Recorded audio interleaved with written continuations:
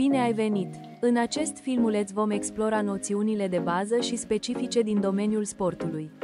Sportul nu este doar mișcare, este știință, disciplină și dezvoltare personală.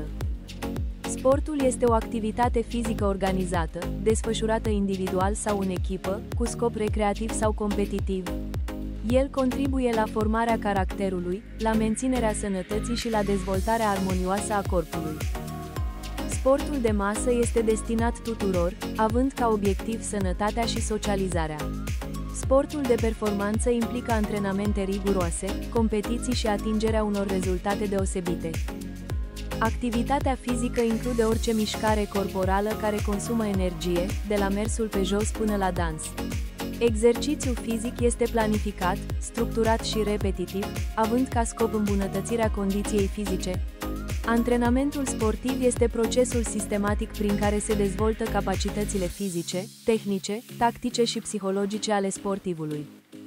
Pregătirea fizică se bazează pe principii esențiale: continuitate, progresivitate, individualizare și varietate. Fiecare sportiv are nevoi diferite, iar antrenamentul trebuie adaptat. Efortul fizic determină modificări în organism, creșterea ritmului cardiac, consumul de oxigen, activarea musculară. Prin adaptare, corpul devine mai eficient și mai rezistent. În alergare, principiul progresivității presupune creșterea treptată a distanței și intensității.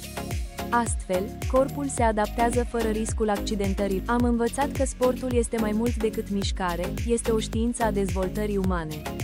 Noțiunile de bază și specifice ne ajută să înțelegem cum funcționează corpul și cum putem atinge performanța.